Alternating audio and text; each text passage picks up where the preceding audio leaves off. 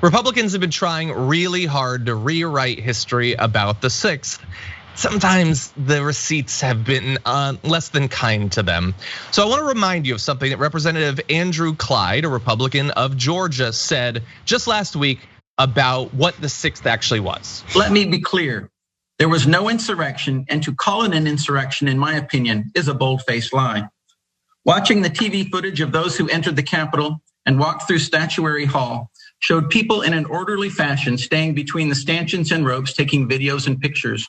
You know, if you didn't know the TV footage was a video from January the 6th, you would actually think it was a normal tourist visit. Okay, so the thing though is we do have the TV footage, but I understand TV footage is complicated. It's like lots of frames coming at you every second. So why don't we talk about a few specific frames? So this normal tourist visit, carefully walking in the designated area, not pooping on anything.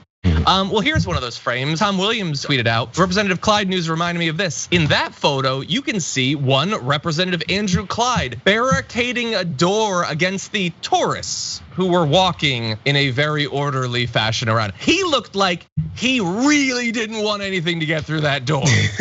He's putting it up like a werewolf or a pack of zombies are about to come through, which is weird because it was just tourists.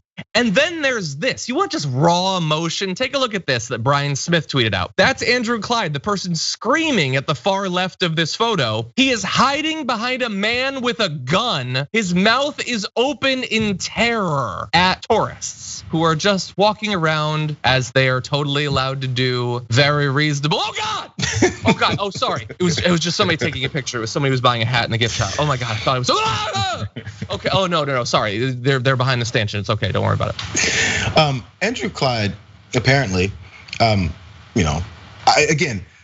the fact that he read that statement from the whole thing about how it was a tourist attraction, it's just a normal day in the Capitol. He reads the statement. You don't believe in your thoughts enough to even say that without reading it? Like that was written. That was written. We watch people read statements that are supposed to be organic and real and give us raw emotion and the reality of the situation because I was there.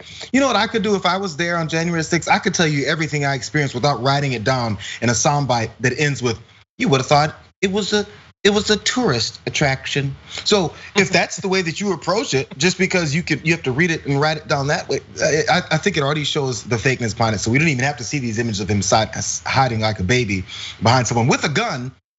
Was it another Capitol police officer? Was it Secret Service? Kind of like the person who shot the woman that was jumping over the barricades trying to get to elected officials.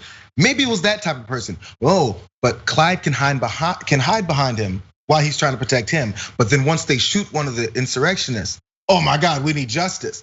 They flip on these security personnel and backing the blue. They flip on them so quickly for their own political purposes. It's mind-boggling. And I have no idea how they're still even protecting them at this point. Every time, I was saving your life, bro. And you're flipping this, turning around on me now under the table. They need justice for the one guy who shot the one protester who was jumping over and trying to get to Congress people, bro. No, you flip reality on its head long enough, and people will just buy it. I'm not sure how that works, but it's working. I maybe someone in the audience can remind me. There was a congresswoman who, remember when Alexandria Ocasio-Cortez was like super honest and open about how terrified she had been? Mm-hmm. And then this Republican congresswoman comes out and says, and basically just laughs at her. Wow, could you have possibly been scared? Oh, you're cowering, you're so worried.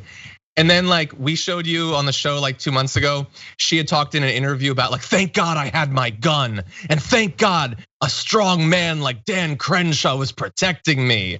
It was Nancy Mace, thank you, Progressive, yes. Nancy Mace, who at the time I thought, well, she's telling the best sorts of lies, so she's going somewhere. She hasn't really I haven't seen much out of her in a while, but maybe someday.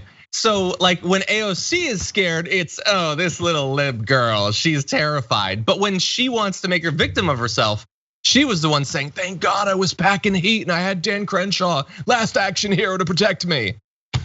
Yeah, it's all lies. And there's a lot that's gone on in the time that we've been covering news and the story that has really driven me insane. But the lies that they can just tell about this, it was Taurus, it was nothing. Everybody knows exactly, we all saw it. but they can say those crazy things and it doesn't hurt them at all. And that fundamentally doesn't feel right in any way. The physical laws of the universe should strike out at that. Like, you know how like we superstitiously believe that God would hit you with a lightning bolt if you told certain lies? I don't believe in that part, but like something should happen. A micro black hole or something should, occupy the same point of space as your temporal lobe. Something should happen when you tell these obvious lies. That's just the thing. You can push that to folks that will believe that, and then have to worry about making sure they're honest and do and say the right things. But folks in power, I mean, honesty, following the law, following rules, truthful. Are you kidding me? None of that applies to them because they're above it now. That's for those rest of those folks who want to aspire to be as godlike as we are. We can break God's rules, you guys can't. So we can lie and you can't. Mike Gonzalez mentioned spontaneous combustion. Someone says pants on fire.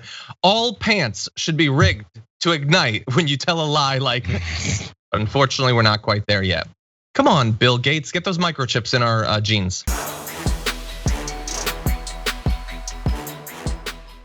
For more political news breakdowns, interviews, stories of activism, and me trying my hardest to care about the occasional big celebrity news story, subscribe to our YouTube channel at youtube.com/The Damage Report. And you can ring the bell wherever it is so you don't miss anything.